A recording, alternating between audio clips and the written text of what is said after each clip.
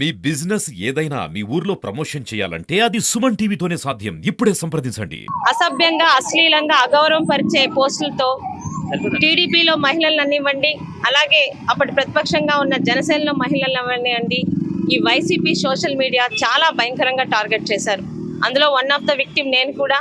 అయితే పలాసలో ఇప్పటి తాజా మాజీ మంత్రి అయిన అప్పలరాజు గారు దాదాపు 20 మందిని ఉద్యోగాలు ఇచ్చి పెట్టుకొని మరి ఒక మహిళని మానసికంగా హింసిస్తే ఇక్కడి నుంచి వెళ్ళిపోతుంది, నాకు అడ్డు ఎవరు ఉండరని దీంతో అన్ని లిమిట్స్ దాటి, అంటే మాటకి బరి తెగించని అనాలి, బరి తెగించిన పోస్టులు పెట్టి చాలా ఇబ్బంది పెట్టారు.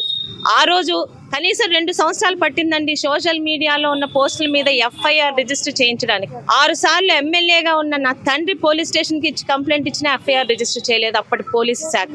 2 సంవత్సరాలు కష్టపడి ఎంపీ గారితో వెళ్ళి అక్కడున్న ఎస్పీ ఆఫీస్ ముందు గొడవ పెడితే అప్పటి ఎస్పీ అమిత్ బర్డర్ గారు ఇంకా వేరే గతి లేక ఎఫ్ఐఆర్ రిజిస్టర్ చేస్తే 3 సంవత్సరాలుగా కనీసం ఒక్కడిని కూడా అంత అసహ్యంగా, అంటే ఆ పోస్టులు చూపించడానికి కూడా నాకు బాధగా అసహ్యంగా ఉంది.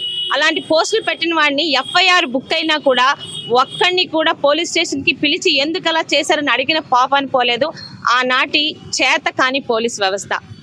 ఈరోజు పార్టీ మారింది, ప్రభుత్వం మారింది, అధికారంలో టీడీపీ వచ్చాం. అయినా నా కోరిక ఒకటే, ముఖ్యంగా హోంమంత్రిగా ఉన్న ఒక మహిళగా ఆ రోజు సోషల్ మీడియాలో విక్టిమ్ అయిన అనిత గారికి, అలాగే ఆడపిల్లలకి మాట ఇచ్చిన మా యువ నాయకులు లోకేష్ గారికి ఒక విజ్ఞప్తి. ఈరోజు అధికారంలోకి వచ్చాం కదని దయచేసి వదిలివేయవద్దు.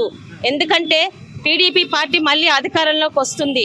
ఈ 5 సంవత్సరాలు మేము పడిన బాధలకి, ఇబ్బందులకి, మా కుటుంబం పడిన అవమానాలకి సమాధానం చెప్పుతాదని ఒక నమ్మకంతో ఎక్కడా వెనుకడుగు వేయకుండా నేను ఒక్కదాన్నే కాదు, చాలా మంది ఆడపిల్లలు పోరాడారు. ఈరోజు కుటుంబం తాలూకా భరోసా నాకుంది, వాళ్ళ తాలూకా వెన్నుదన్ను ఉంది కాబట్టి ఈరోజు మీ ముందుకు వచ్చి పోరాడుతున్నాను.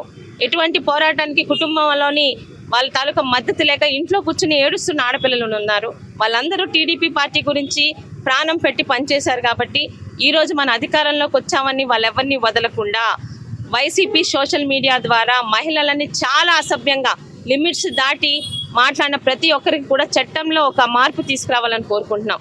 ఎవరైనా ముందు రాజకీయాలు మారచ్చు, పార్టీలు మారచ్చు, కానీ మహిళల మీద తప్పుడు వార్తలు, అసభ్యకర వార్తలు ఎవడు చేసినా వాడికి ఖచ్చితంగా పనిష్మెంట్ ఉంటేలా ఈరోజు న్యాయస్థానాలు కానీ మరి మన అధికార పార్టీలో ఉన్న ఎన్డీఏ ప్రభుత్వం కానీ ఒక చట్టం తీసుకురావాలని మహిళలందరి తరఫున పోరాడుతూ, ఖచ్చితంగా నా మీద తప్పుడు వార్తలు రాసి నన్ను, నా కుటుంబాన్ని మానసికంగా ఇబ్బంది పెట్టిన ఎవరిని వదిలేది లేదు. ఎన్ని సంవత్సరాలైనా ఈరోజు పార్టీ మారింది, అధికారం మారింది, న్యాయస్థానం మీద నమ్మకం ఉంది. కొంచెం ఆలస్యం అయితే అయ్యవచ్చు, కానీ ప్రతి ఒక్కరికి పనిష్మెంట్ ఎలా ఉండాలంటే ఇంకా ఏ వెధవ కూడా అనవసరంగా ఒక ఆడపిల్ల మీద తప్పుడుగా ఈరోజు విమర్శలు మేము ఆహ్వానిస్తామండి. రాజకీయాల్లో విమర్శలు అనేది సర్వసాధారణం.